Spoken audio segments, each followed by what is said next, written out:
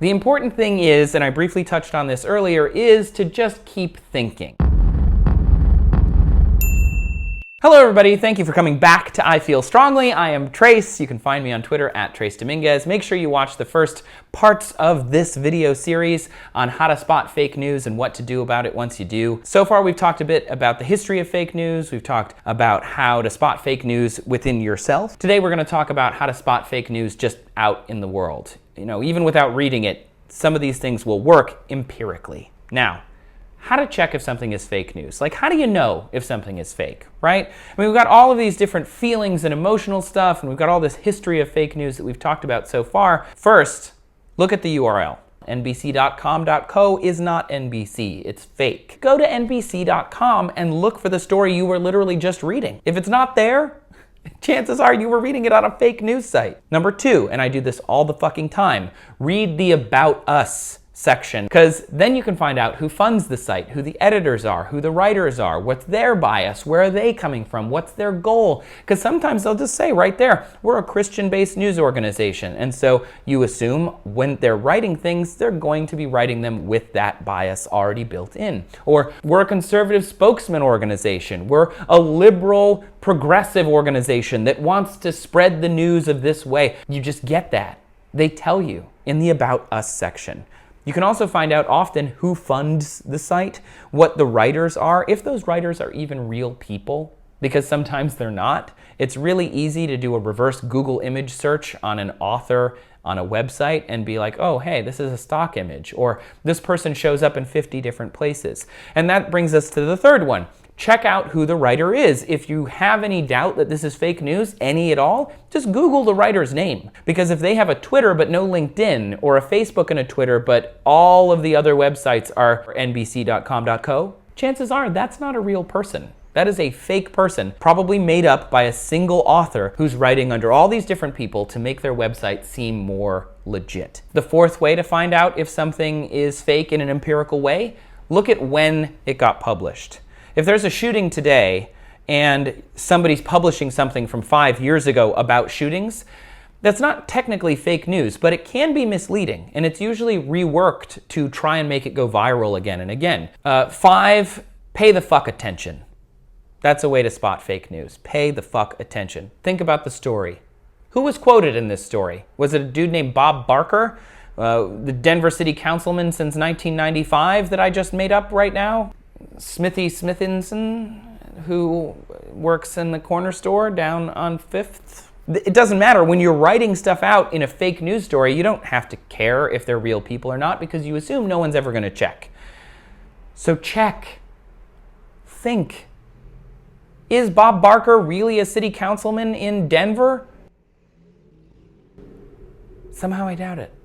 Also, pay attention to where it came from. Did this story get shared by your crazy aunt? Does she have a good track record with sharing good news stories that are solid? If she doesn't, hold that in your brain while you read it. Do you think that there was this massive sex scandal at the White House and literally no one knew about it?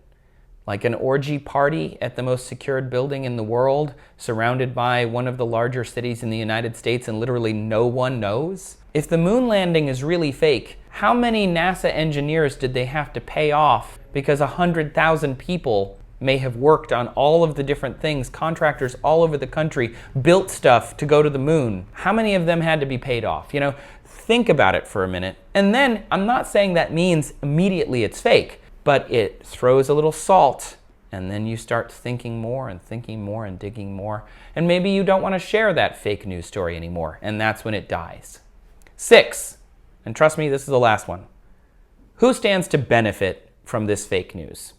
Rush Hour, the movie, series of movies, had some great lessons for life. 1, always have a buddy. 2, Jay-Z and the Beach Boys are both awesome.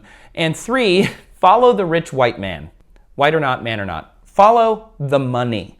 If I can get you on my website, then I can sell ads against your eyeballs, and then I make money. The New York Times company gets money when you read New York Times. CNN gets money when you watch CNN. But some guy from Texas who owns Salem Communications owns Red State. What benefit does he have if you read Red State? He gets money.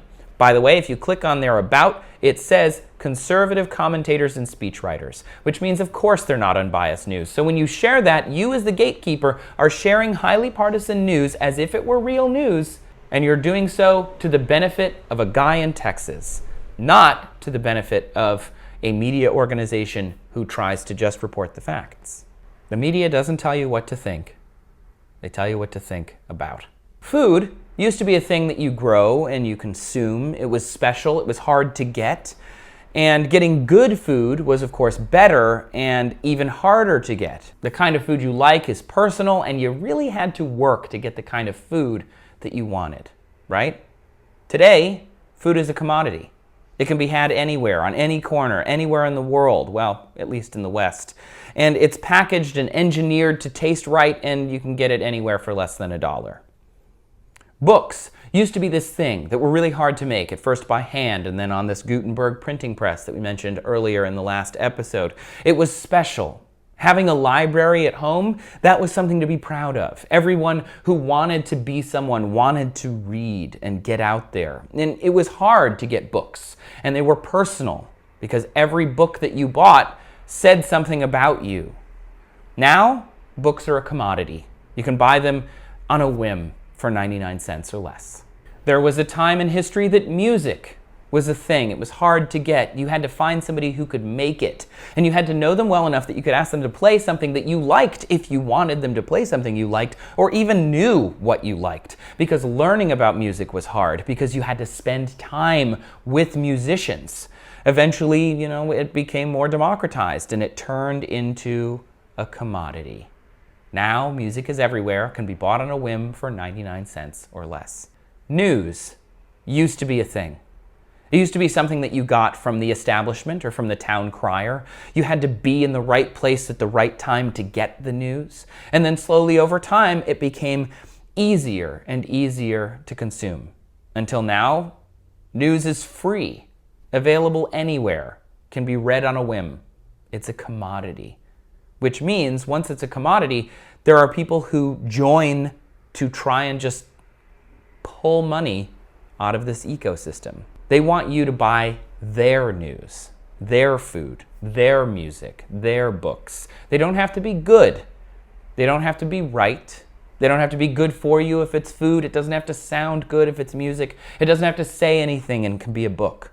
News is the same way. It's a commodity now. It's so easy to get that it's lost a lot of its original weight. That doesn't mean it's bad. It just means you have to pick better, just like with food and books and music. We have to think about what our news is, where it came from, who wrote it, who stands to benefit. We have to think about all these different aspects of the news while we're consuming it. So back to fake news. In a pre-truth society, there were these things called gatekeepers, which were CBS News, NBC News, the BBC. These monoliths of the fourth estate of media took in all of this information, and they were trained. It was their whole job to figure out what was real and what was fake, and they created all these rules so that they could pull just the real news and give it to you. Now, that doesn't work anymore. Now that news is a commodity and can come from anywhere, and we have this democratized internet medium, you have to be your own gatekeeper. You don't listen to the BBC, unless you live in England, maybe then you do. But you also read Facebook and Twitter and blogs, and those things don't have those same journalistic ethics. It's just people spreading information. And even if you do only read news that's supposedly already been gate-kept for you, you can be duped. For example, the Denver Guardian, which doesn't exist. It's a fake newspaper from Colorado that somebody created a website for so they could post fake news and make it seem like a legit news source. Which is funny because it reminds me a lot of the Independent Chronicle from Boston in the 1780s from the last episode. I'm not going to give it away if you haven't watched it. Assume there are 1,000 people waiting for you to give them something, like give them the news. They're just waiting there, right here, 1,000 people, and you are the gatekeeper. If I share this, who benefits? Who gets the advertising money if I hand this story to 1,000 people? Who benefits if I hand this to 1,000 people? Now, if I am a Trump voter and I want Trump to be winning, I may hand this to them. But that means now I am a fake news source because I am spreading the news. I was the gatekeeper, and I failed at gatekeeping real news. The reason that people say now that we're in the post-fact society is because I, the gatekeeper, no longer care about the facts. Not because the media no longer cares. You no longer care. Because you are a gatekeeper for your Facebook friends, for your Twitter followers, for your Instagram friends, for your friends out at the bar, the bowling alley, or at work. You're the gatekeeper. So if you spread the fake news, the reason we're in a post-truth world is because of you, because of me, because of us, because of all of us, because we don't care enough to look at the facts. Everyone needs to pretend that they're the gatekeeper. So let's think about history. History is not 100% knowable, right? When you look at the pyramids, you think, oh yeah, those are temples. But how do you know that? How do we know that those are temples? Well, you can't go in them and look at, you can go in them. I've been in them. They're really, really cool. Go, it's so awesome. But there's no writings inside of the Great Pyramids at Giza. There's nothing written there. There are no hieroglyphics, nothing, which is really unusual for a burial site because the Egyptians wanted people, pharaohs and the rich, wanted to be able to know how to get to the afterlife. So they have gods and instructions and all sorts of things written inside of their temples so that you know where to go. They don't have that at Giza. We only know history because of what's left. So you need a primary source. Someone was there, someone who built the temple.